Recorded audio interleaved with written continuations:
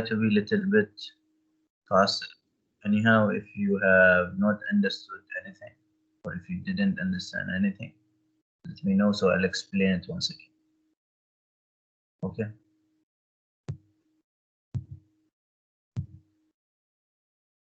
Now, if you see in the last class, we have talked about the different knowledge areas. Okay, we have talked about the different knowledge areas, and we said knowledge areas are the areas that you should know about as a project manager. And we talked about different knowledge areas. We started with scope, if you remember, and we said scope is related to the things that we need to do. We shouldn't do something extra, we shouldn't do something lesser. Schedule management was related to time. We need to make sure that there is sufficient time.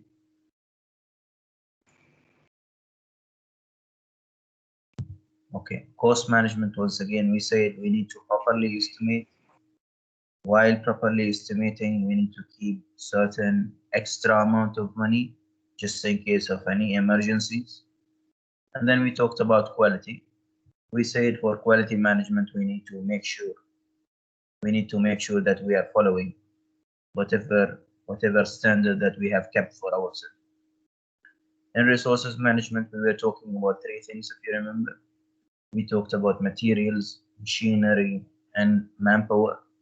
And we said we need to put the correct thing in the correct position, and we shouldn't overload the humans which are working, or the employees which are working in this particular organization.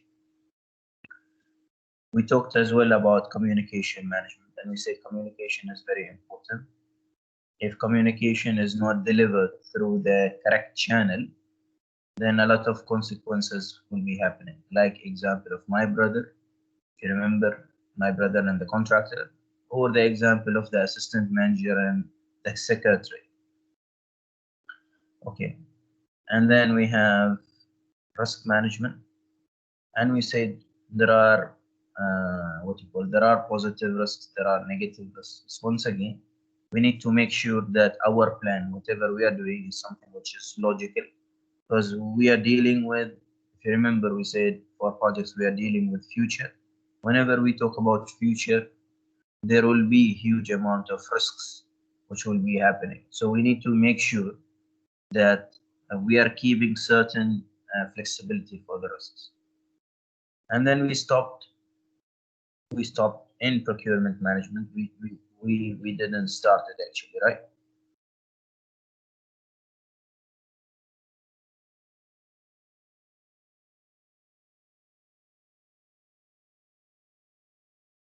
Okay, so when we talk about procurement,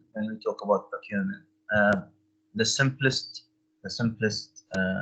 explanation or simplest terminology for procurement is purchasing. Okay, when I say procurement is referring as purchasing or buying. Okay, so in summary, when we talk about procurement, we are talking about getting or purchasing. Purchasing means buying.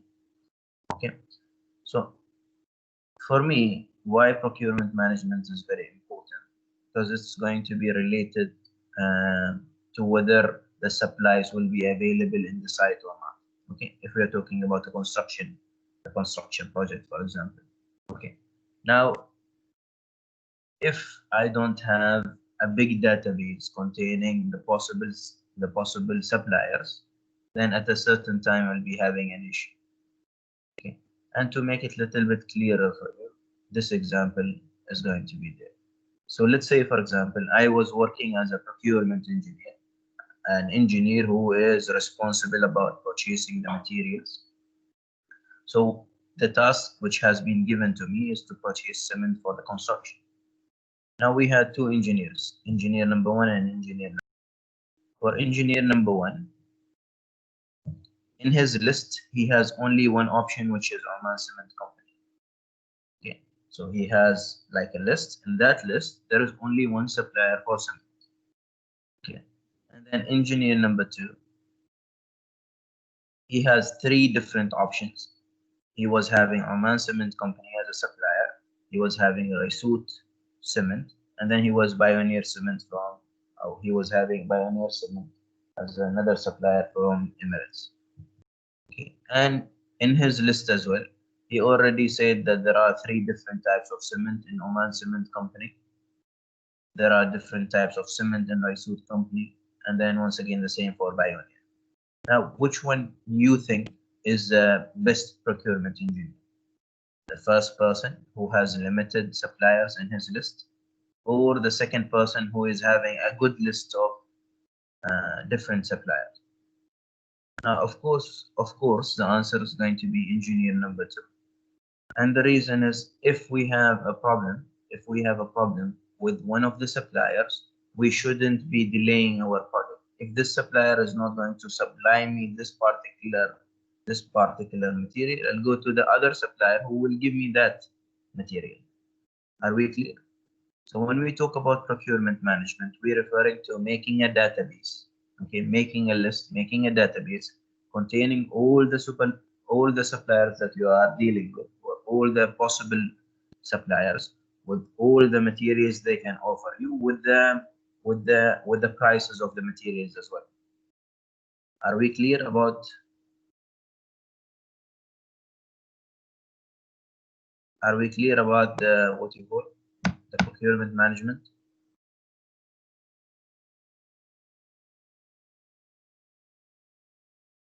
Clear about procurement management? Okay. Now the other one is stakeholder management. And if you remember, we said we have stakeholder and we have shareholder. Did I explain for you the difference between a stakeholder and shareholder or not yet?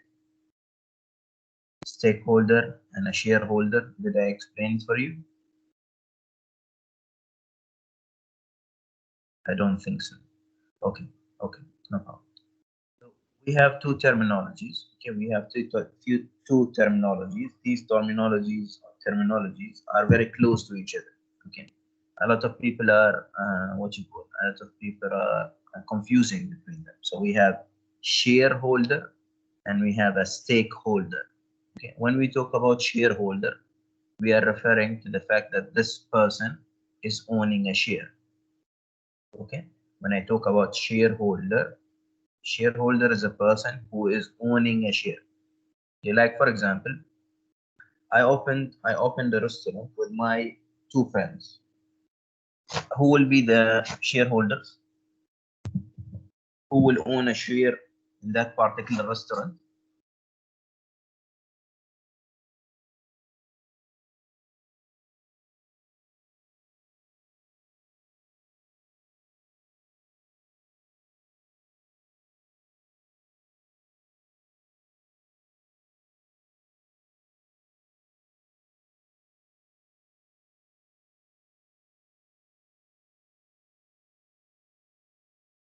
Okay, so the person or the persons who will be owning a share are going to be three.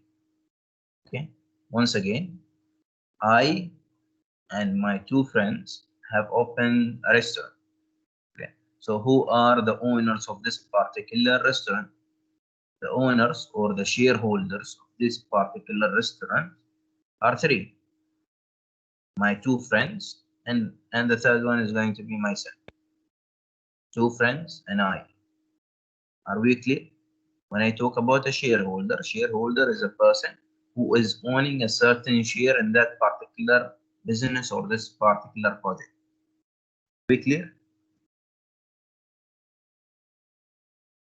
Are we fine with that?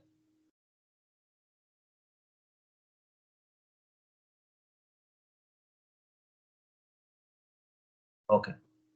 Now, when we talk about stakeholder, stakeholder can be either one of the two. Okay, stakeholder can be either one of the two. Stakeholder can be either a person who is affecting your project or a person who will be affected by your project. Okay, once again, for stakeholder is a person either will affect your project or will get affected by your project. Okay, once again, shareholder بالعربي هم الملاك. Okay. Shareholder are people who are owning a certain share in this particular company or this particular business. A share, they called as a shareholder. They own a certain share, a certain percentage in that particular business. Stakeholder is a person who is either affecting your project or will be affected by your project, one of the two. Okay, so we talked about stakeholders. If you remember, we talked about stakeholders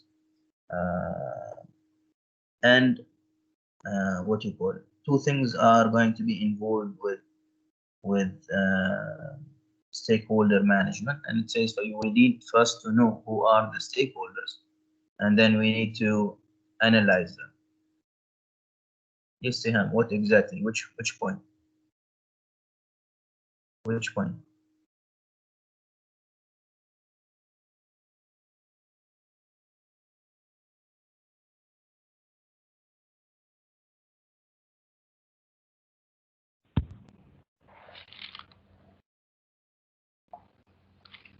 What is a different MME?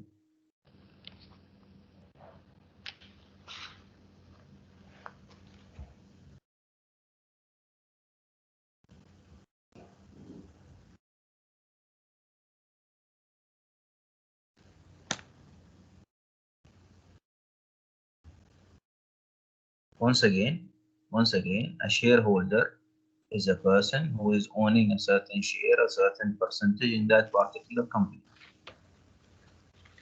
Two friends and myself, we have opened a business for a restaurant.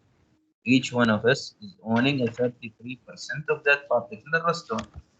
So the three of us are shareholders.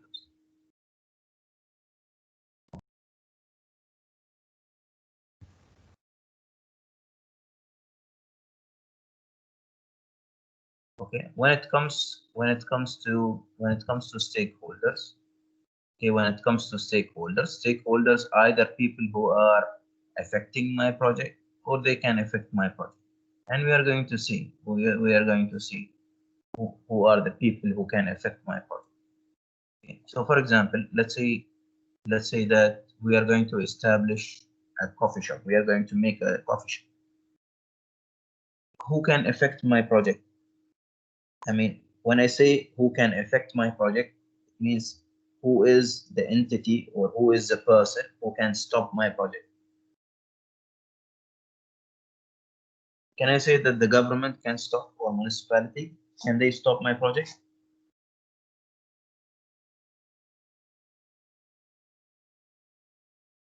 Okay. So one stakeholder is the government or municipality because either they will be affecting my project or they will get affected. In this scenario, municipality, they will be affecting my project. Owner, will I be a stakeholder? Will I affect my project in any type? Now, affecting is positive and negative as well.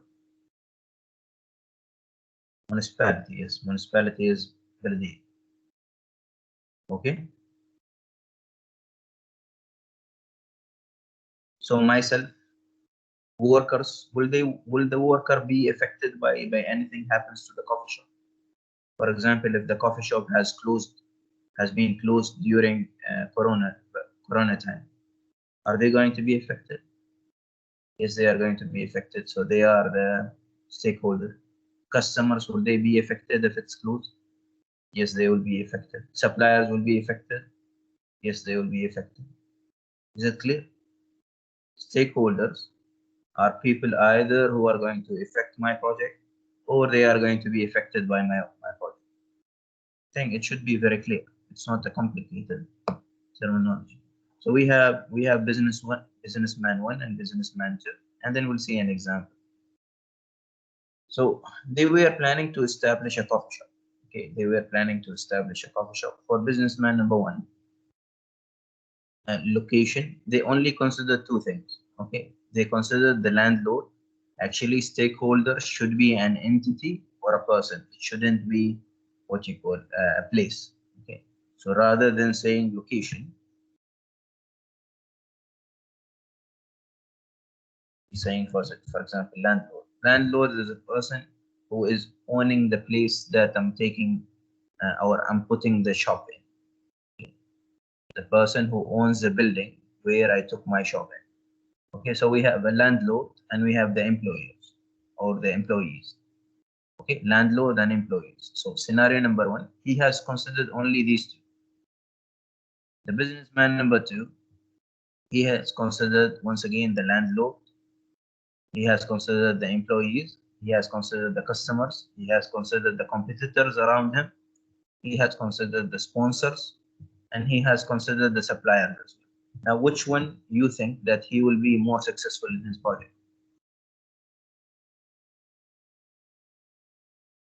A person who has studied all the people who are involved in that particular project, or a person who only studied few of them? Is it important for you to study your competitors? Is it important for me to open in a place where there are no many coffee shops? Is it important? Okay. Is it important for me to open in a place where suppliers are available so I'll not suffer with getting the supplies as well?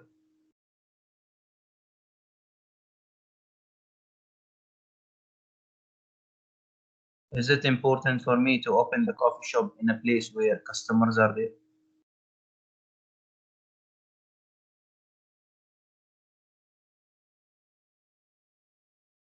Okay.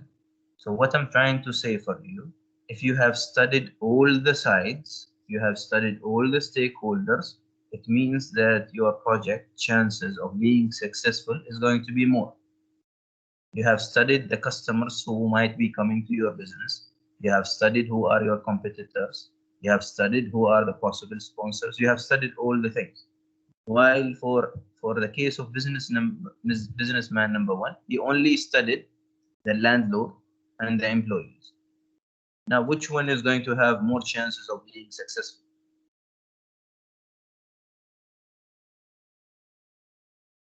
Number two, this is what we say. So a person or a business or a project will be more successful if you have more stakeholders. Okay, if you have more stakeholders. Now, for example, if we talk about a construction project, we talk about a construction project. If we try to name some of the people who are considered to be a stakeholder, then first is going to be a municipality.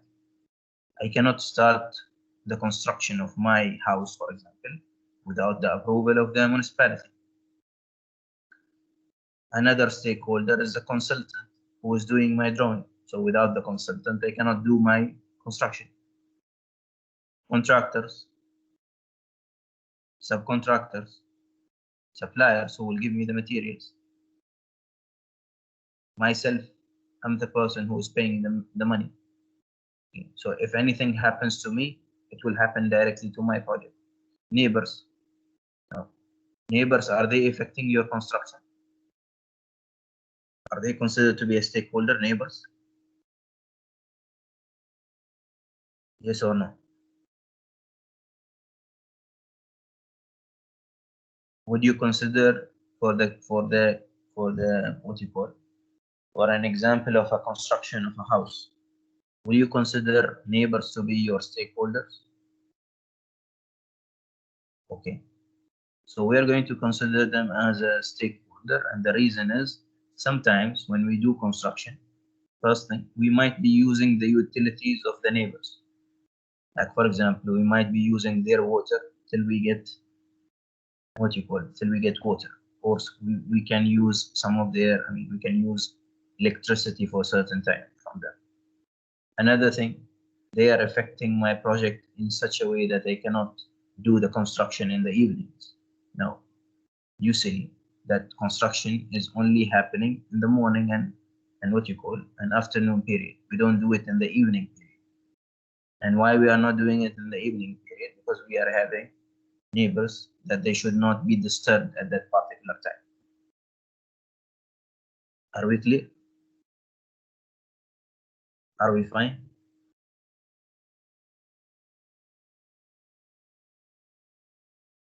Okay. So we have finished nine. We have finished nine knowledge areas, we are going to go for the last one. Okay, we are going to go for the last one. Now, do you think that we can only do scope without doing, for example, schedule, or without doing cost, or are they related to each other? Do you think that we can only do one knowledge area and leave the others, or are they related with each other? What do you think? They are related, right? I cannot, for example, I cannot do, for example, schedule without knowing the scope. I cannot know the cost without knowing the schedule. I'll not have a clear view on the risk without knowing the schedule and the cost. Are we clear? Okay, so okay, as Zuhaina has said, all of them must be done in that particular project. We cannot only do few of them. Okay, and this is where integration management comes. Now, what do we mean by integration? Okay, what do we mean by integration? Integrate is to combine. Okay? Integrate is to combine or to group. Are we fine with that? Integrate is to combine or to group. Okay, so the last knowledge area is talking about how these 9 knowledge areas are going to be combined and work together. That's why we call it as an integration management.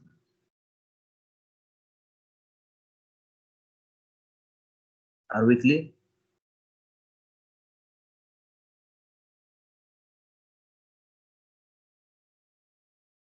Okay, so we have talked about the 9 knowledge areas. We have finished the 9 knowledge areas, and then we are going to go now for the definition of a project manager. Okay, now one thing, let me just stop the recording for a minute, and then I'll record once again.